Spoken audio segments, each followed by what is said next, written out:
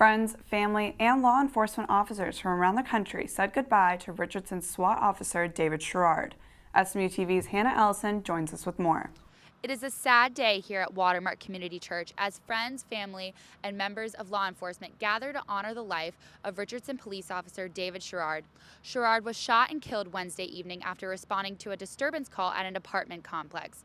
Sherrard is the first Richardson police officer to be killed in the line of duty. Behind me is just a sample of the amount of support being shown from law enforcement to honor Sherrard's life, not only from across the state, but as well as the country. Sherrard leaves behind a wife and 2 girls. Reporting from Watermark Community Church for SMU-TV, I'm Hannah Ellison. The funeral was closed to the media, but as it was getting underway, firefighters from Dallas Fire Rescue raised 2 ladder trucks and hoisted a giant flag into the air, honoring the fallen officer. As Hannah mentioned, law enforcement officers came from near and far to salute Officer David Sherrard, who was killed nearly a week ago answering a domestic disturbance call. SMU-TV reporters saw hundreds of squad cars and motorcycles from nearby cities, even from Lubbock and Oklahoma. They also spoke with an officer from the New York Police Department who went the distance to salute Officer Sherrard. Being in law enforcement's a calling. It's a profession that's different from others, and when someone makes that ultimate sacrifice, I mean, they're not coming home to their family.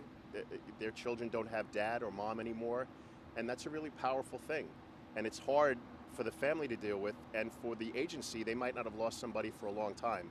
Unfortunately, the New York City Police Department has a lot of experience losing officers, so we like to come down and just by being here, we hope that that helps in some small measure. While we didn't know him, we're all the same. A friend of mine once said, our uniforms are different, but the shields are all the same. And that's kind of how we feel. After the funeral, there was a 21-gun salute and a horse procession. A private graveside service for family and friends followed in Rowlett.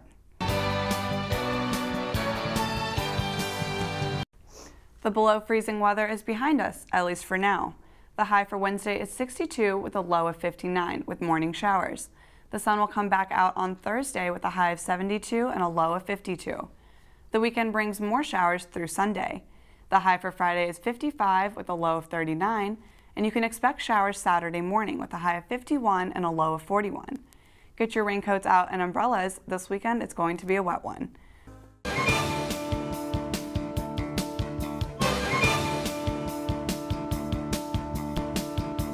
SMU men's basketball will face off against the Memphis Tigers this Wednesday night at 8 p.m.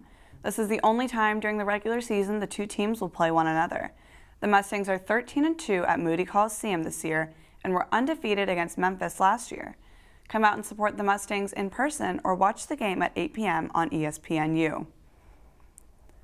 The 2018 SMU football schedule is released. SMU will open on September 1st against North Texas. The Mustangs will also take on TCU and make a trip to Ann Arbor to play Michigan. The final game of the regular season is on November 24th when SMU takes on Tulsa. The SMU swimming and diving teams are set to host the American Athletic Conference Championships for the first time since 2013. The event starts Wednesday night and runs through the weekend at the Robson Lindley Aquatic Center and Bar McMillan Natatorium. The Mustangs have won 17 of the last 21 AAC conferences and hope to take home another win this year. Tickets are on sale now. And for today's final thought, for anyone who's ever wanted to be a princess, now could be your chance to kiss your frog. Romeo, the Bolivian water frog, is a member of the Global Wildlife Conservation and has paired up with Match.com in hopes of raising $15,000 by Valentine's Day to help find Romeo his Juliet before the species goes extinct. The fundraiser started last week and donations are still being accepted. Match.com has agreed to match all donations made to the cause. Even frogs want to find love this Valentine's Day. That's all we have for you today, Mustangs. Remember, you can find us on Facebook at facebook.com/SMU-television and follow us on Twitter at SMU-TV. If you have any story ideas, shoot us an email at smutv.smu.edu. Thanks for watching this Tuesday edition of the Daily Update. Be sure to tune in Wednesday for more news, including what's happening on the hilltop with Riley Coven. And until then, have a great day and pony up.